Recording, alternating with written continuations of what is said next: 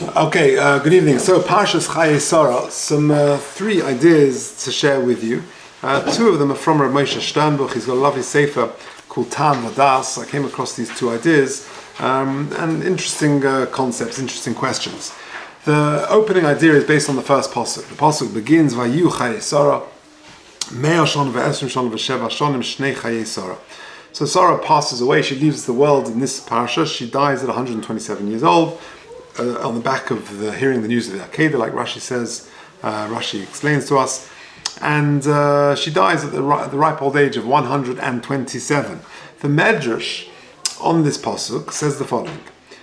It brings a pasuk in Tehillim. Yodea Hashem yemei tamimim v'nachalosom la'olam tihiyah. HaKadosh Baruch Hu knows the days of the tamimim, the exact number of days that a tzaddik is going to live. Says the Medrash, Kashem Shehein Tamimin Kach Shnoisom Tamimin. Just like the Tzaddikim themselves are Tamimim, are perfect, so too their years are Tomim. Now, interestingly, later in the Parsha, Avram Avinu also passes away, and the Medrash has exactly the same comment. This is the second box on the sheet. If you're listening online, please email me at j.golker@gmail.com. I'll send you the handout. Ve'ela Yemei Shnei Chayei Avram Asher Chai Ma'as Shana v'shivim Shana v'chomesh Shanim. So Avram lives 175 years. Again, says the Medrash, quoting this pasuk in Tehillim, Yodea Hashem yemei tamimim v'nachalosom l'olam tiyeh. Yodea Hashem yemei tamimim ze Avram, a reference to Avraham. So Rav Moshe Sternbuch asks an interesting question. He says, if both were tamimim, if Avram and Sarah were both perfect, then why didn't Avram also live 127 years? If 127 is the magic number for, like the Medrash says, Kashem Shehein Tmimim, Kach Shnoisom Tmimim, the years are that of perfection. If perfection for Sarah was 127 years, that's what a Tomim gets. So maybe Avram should also get 127 years. So that's his question. The answer needs a bit of a hakdama, and it's a very interesting hakdama. This is a famous Rambam in the first parak of Avodah Zarah. If you take a look at the fourth box on the page, it's very interesting. The Rambam goes through, it's worth doing. I've only taken a little extract of it. But the Rambam explains how Avodah Zarah came into the world. How could it be? Adam HaRishon spoke to HaKadosh Baruch Hu. He recognized there was a Borei Olam. Where did it go wrong? So the answer is that slowly they used intermediaries, they sort of worshipped the emissaries of the king, the sun, the stars, etc. And eventually they slowly cut HaKadosh Baruch Hu out of the picture. But then Avram Avinu comes along. So in Perek Aleph Halach Gimel, the Rambam says the following. Kiven shenigmal eison zeh, when this great tree, this great power, i.e. Avram Avinu, was nigmal, he was weaned, he sort of came of age, he was 3 years old, hischil l'sheitet b'daitoi, he sort of began to sort of contemplate the world, and he was a young child. And day and night he was trying to think, how could this world come about? How could this world sort of just happen by itself without a creator? Who caused it to come into being? It can't just sort of create itself, that's impossible. He didn't have a teacher, he didn't have anybody who could educate him. Rather, he was submerged in Ur-Kastim amongst Gentiles, sort of idolaters, foolish idolaters. His parents and the whole populace were all Ovdei Kechovim, all idol worshippers. And he was there with them, and he was until eventually, through his own introspection, he came to recognize the truth. And he understood there has to be a God, there has to be a creator, one God, who created and brought everything into being. And he realized the whole world's making a mistake. And of course, the root of the problem is they're worshipping stars and images, etc. Until the truth has just gone. And he was 40 years old when he recognized his creator. Now, given Shehikir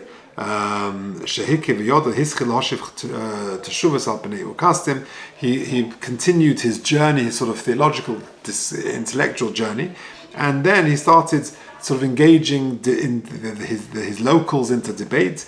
And then he broke the idols.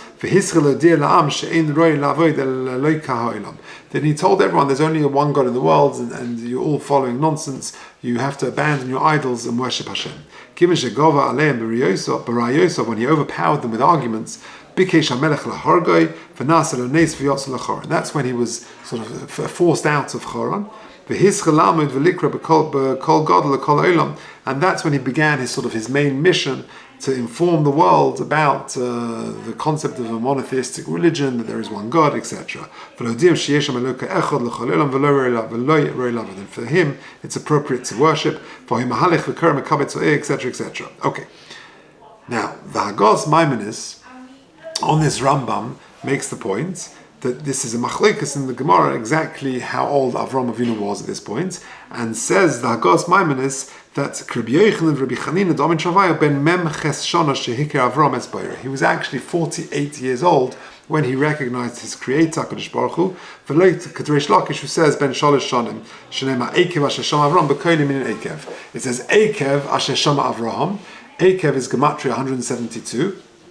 And therefore, he was 3 years old when he discovered HaKadosh Baruch Hu, as it were, and therefore he lived 175 years. Ekev Asher Shama Avraham, for 172 years, Shama Avraham B'Koili, HaKadosh Baruch Hu listened to my voice. However, the Rabbi Yochanan and Rabbi Chanina say he was actually 48 years old, which, by the way, if you do the maths, Avraham Avinu in Jewish years was born in 1948.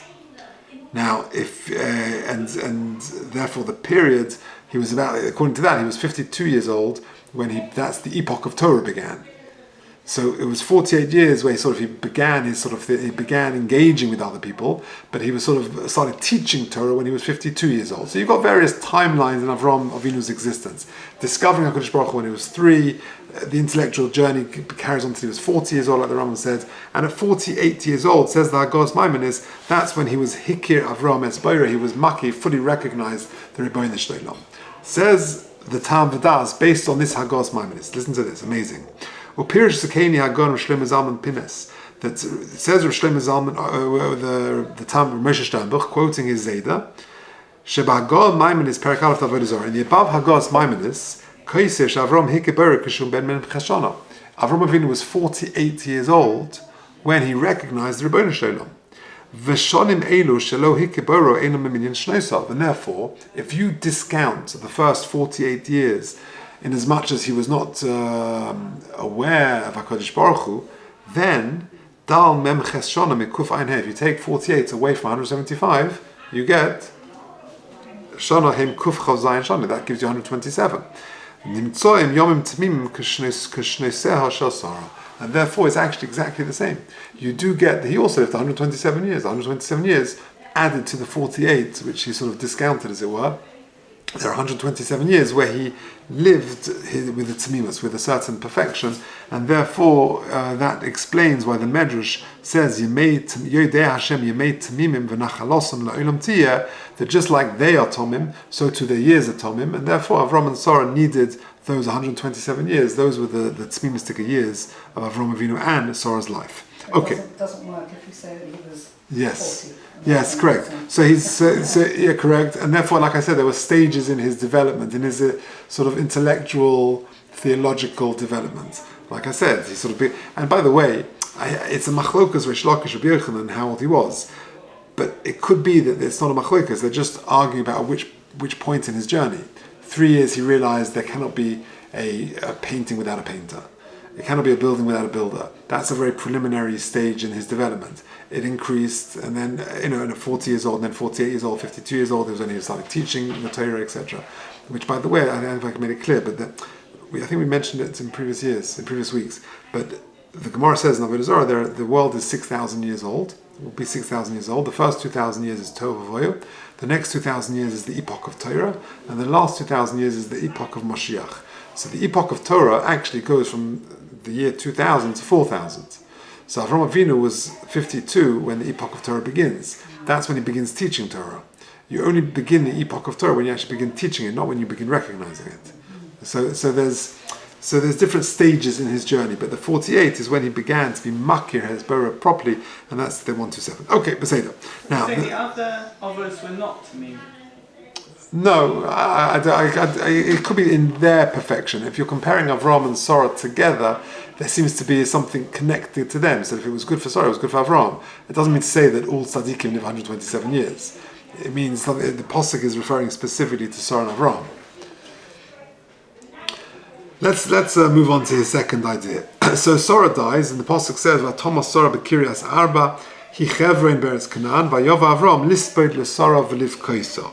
Now, Rashi says, famously, Lispod leSarah v'livkoisa, bottom of the page, v'nismecha misa Sarah lakedas Yitzchak. There is a juxtaposition with the beginning of this week's Sedra and the incident at the end of last week's Sedra, ay yakedas Yitzchak, lefisha al yedei besuras hakeda, because of the news of the Akedah, shenis damin b'no l'shchita, that her son was brought to shchita, v'kimat shlei nishchat, and he was almost shechted, he was almost killed, parcha nishmasa memeno mesa. So, in primary school, I'm sure the teachers describe it with a lot of fanfare, and they describe the whole scene, that the Malach comes and tells Sarah about the news, and parcha nishmasa. It's a very sort of powerful dialogue, no doubt, between the Sarah and the Malach. Parcha nishmasa. So the Tam V'das of Moshe Sternbuch has another very interesting point. V'yesh litzmaya. What one can wonder. Al sitzkonis. We're looking at the top of the next page. Al sitzkonis kasara. At tzadekes like Sarah. Shevadai gam hi hoyse muchana l'kaim tziva Hashem k'Avraham. She was surely able to fulfill the commandment of Hashem to take Yitzchak to the Akedah. V'lama im kein parcha nishmasa mirov tzara mesa. So why is it that she didn't withstand this Nisayon? Why is it that she didn't Parcha Nishmas and Avraham Avinu was coped with it? Now we discussed this in previous years, the two famous answers of Rav Chaim Shmulevitz, but which we discussed in previous years, but not for now.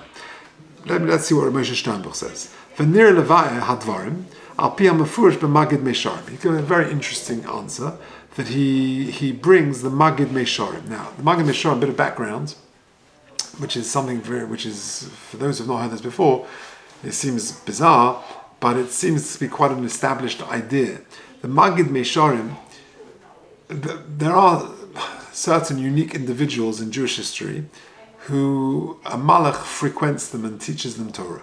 And one of them was Rabbi Yosef Cairo, the author of the Shulchan Aruch, and there is a sefer called Magid Meisharim where he writes down the Torah that he learned with the Malach. They say that the Vilna Gaon was offered this opportunity as well, but declined it. He said that any Torah he wants, he doesn't want to get it as a sort of a freebie from heaven. He wants to work hard at it himself, and he declined this opportunity.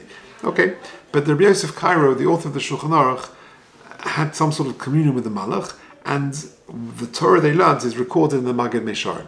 So in this Magid Meisharim, it says, Shevtiach l'Rabbeinu Beis Yosef, that he promised the Beis Yosef to fulfill one of his requests. What was his request?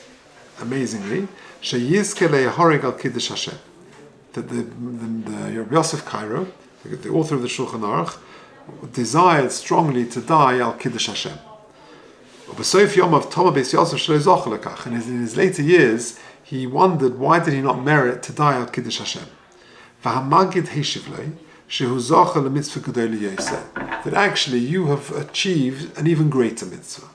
Dahainu, not to die al kiddush Hashem, but to live al kiddush Hashem. Lichyos al kiddush Hashem.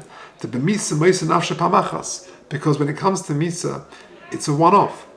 Avon b'chayav moisa nafshe yom v'yom.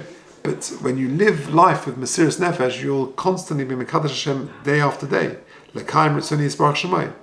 V'tzora hitzta'ara shelo zochsa shebno yikadosh Hashem shemayim b'chayav. Sarah Imenu was worried her son Yitzchak would not be Mekadosh Hashem shemayim b'chayav. Shezu madrega gavoa yosem ela'aked al mizbeach v'nimsa nafshe. The Sarah Imenu was aware of exactly what the Magid Meisharim was telling Rabbi Yosef Cairo. That in a way it's harder and greater to live a life of Kiddush Hashem than to die al Kiddush Hashem. And therefore her concern was that Yitzchak would not live a life to be Mekadosh Hashem Shemayim B'chayav, which is an even greater madrega than doing the Akedah.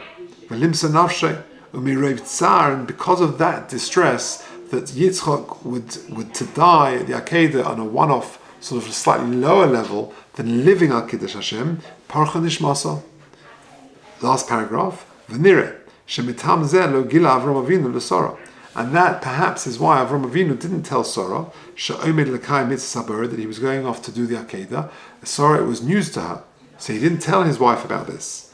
Sheyeda shehi yispalel Hashem levatel ha'gezeira. Because Avram Avinu was aware of Sarah's feelings, that she would want Yitzchak to live a life al Kiddush Hashem and not to die at the Akedah, and therefore she would daven levatel ha'gezeira kadei sheYitzchak yikadesh shema b'chayav, that Yitzchak would live and be mekadesh Shemayim in that way. Aval hu hishtekik l'kayim mitzvah be'emunah pshuta. He just wanted to do the Ratzon Hashem. If that's what Hashem commanded him, that's what he wanted to do. Emunah pshuta. V'lo hoya by ha'oiz levakesh ma'Hashem l'shanas daito. He didn't have the brazenness to ask HaKadosh Baruch Hu to change his command. Shehoisabo yiras haromas. That's yiras haromas. It's like a feeling of awesomeness of HaKadosh Baruch Hu. That's the yira.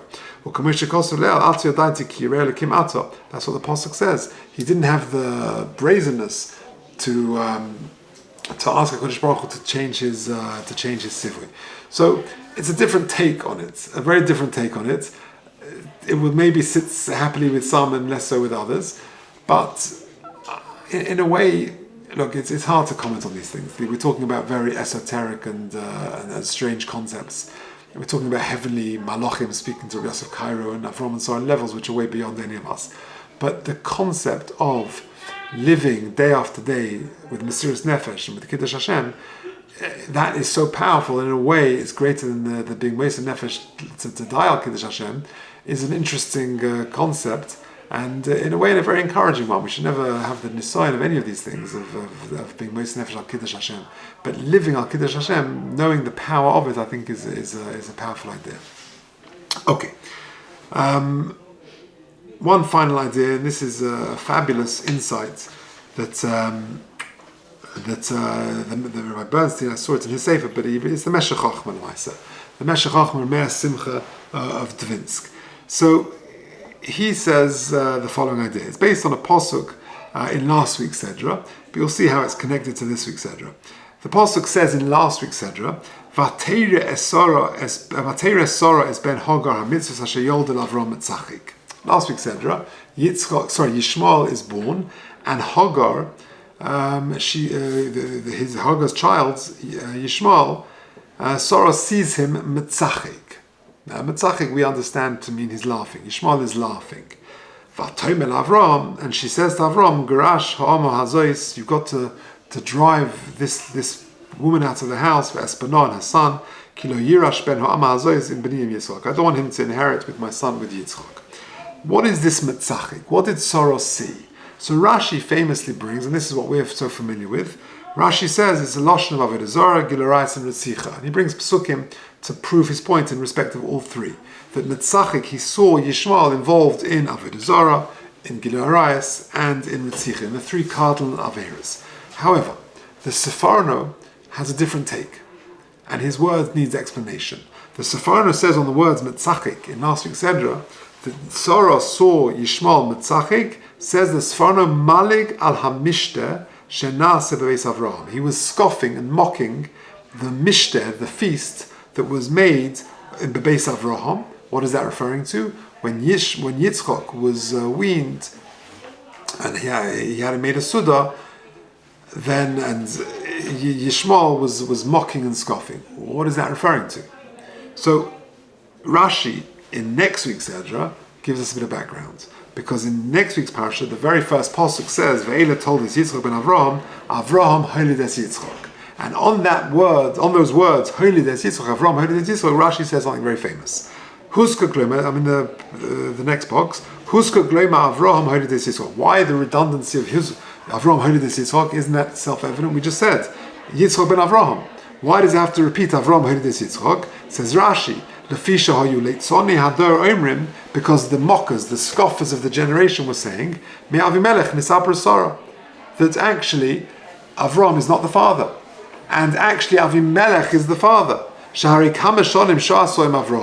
Avram and Sarah were married for many years. Velonis Abrahamenu, and she did not conceive from him. Me'os HaKadosh Baruch Hu. So what did HaKadosh Baruch Hu do to show that the Leitzonei Hadar, that they were wrong? Sarah klasto pono shel Yitzchak doimel Avram.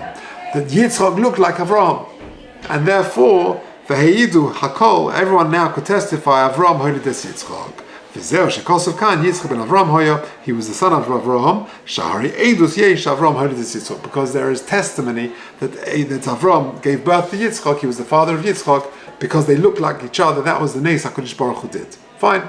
So, what was the metzachik? So, the simple explanation is that for the Leitzonim, the scoffers, the mockers of the generation, they were scoffing and saying that Avram is not the father of Yitzchak. It must be that Sarah became pregnant with Avimelech. Now, for the Leitzonim, that was of course deplorable. It's a very base and low scoffing. But Yishmael's intentions were way more sinister. How so? Because for the scoffers, they were just making fun of Avram. But for Yishmael, he was trying to delegitimize Yitzchak's status as a rightful heir of Avram. I.e., he is not my father's child. He is somebody else. Avimelech is the father. Now, the Seforno therefore explains the connection with the next pasuk, because in Perek Chaf Aleph in Parsha Vayera, pasuk Tes, Vatera Seres ben Hagar Mitzachik, says the Seforno that means scoffing at the Suda. Says the Seforno, therefore now we understand the continuation of the pasuk. Vatomer Avram Grashu Amazos, says the Seforno, Ki be'itzos osa ben shehotzi dibur leman yirash b'noi sakol. They're spreading this terrible slander that Avimelech is the father and not Avraham, in order that Yitzchak should not inherit his father. Lefichach, therefore, Sarah said, Garash b'nei she'en adin she'yorash afilu b'kzas. That he shouldn't inherit, they wanted him out of there. Now, in light of that, we can understand the pasuk at the end of this week's Sedra. All of that was leading to this. At the end of this week's Parsha, after Avram Avinu dies, the pasuk says, "Vayikperu oiso Yitzchak v'Yishmael bonov el ma'aras hamachpelah." Avram is buried in Ma'aras hamachpelah. Who buries him? Yitzchak v'Yishmael. That's the order of the pasuk. That's not the chronological order of their birth. It's Yitzchak and Yishmael. Says Rashi, "Mikan she'osa Yishmael tshuva v'holichet Yitzchak lefanov." You see that he's repentant and he let Yitzchak go first. Says the Meshech Chochma, what exactly does that mean? Just how do you see the Yishmael did tshuva? Where in this pasuk lies the tshuva? Says the Meshech Chochma, beautiful. He quotes a Gemara Bab Basra in the first parak in Daf Tezayin on the base. Shma minna also tshuva pirush. The explanation is this: Dahata mishum tehu hoya ben hagvira. Yishmael was the son of the older wife, of the first son. He was older. Avol chata chet shel Yishmael hoya ki metzachek hoya ala mishte. Yishmael's chet was that he was scoffing on the Mishnah, saying that Avimelech is the father and not Avraham. Avimelech nisabra, that Sarah conceived from Avimelech. Kapirish HaSforno, like the Sforno we said above. Lochein tshuvaso hoy. So therefore, what is his tshuva? Shahida sheYitzchak ben Agvir me'Avram.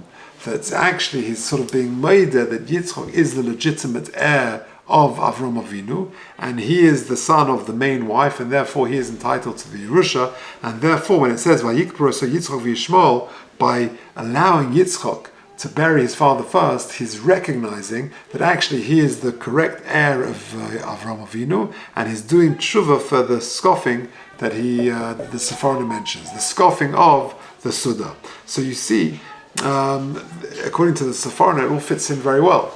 The Metzachik does not refer to Avodah Zarah Giluras and Rutzicha, but it refers to being Malig ala Mishteh, that actually Yishmael's father, Yitzchak's father, was Avimelech and not Yishmael, not Avraham. And like I said, for the Leitzonim, it was just Leitzonis, it was deplorable scoffing. But for Yishmael, it was more sinister. He was trying to delegitimize Yitzchak. Therefore, when you see at the end of this week's Sedra, Vayikpro so Yitzchak Yishmael Bonov and Maras Machpelah, that is how Yitzchak was doing tshuva, because he's now sort of vindicating the truth of the fact that Avraham Avinu was indeed the father of Yitzchak and is therefore the full heir. And he's renouncing his sort of deplorable claims. And as Rabbi Bernstein, when he quotes this Meshech Chochmah, he makes the final comment that we're familiar with the concept of Maisa Ova Siman Labonim. That Maisa Ova Siman Labonim is what happens to the Ovos is a sort of a portent as to what will happen, please God, with the Bonim. And we I think in this day and age we await still that tshuva of Yishmael, that they should also renounce some of their reprehensible claims. One of the saddest parts of this whole episode of the last month or so is some of the nonsense that comes out. Some of the nonsense, not just from the Arab world, but also from social media, from the United Nations, and Mitzvah Hashem, in the same way that Yishmael did tshuva, like the last Baal HaTurim says in this week's Sedra, that after the Yishmael fade away, that's when the epoch of Mashiach will actually begin. Then we await the time that Yishmael's descendants will renounce some of their reprehensible claims. So let's just review what have we said. 3 ideas in this week's Parsha Shiur. Number 1, the death of Sarah Imeinu. She lived 127 years. The Medrash says, Yemei Tamimim v'Nachalosam Lolam Tzia Kashem Shein Tamimim, so too their years are Tomim.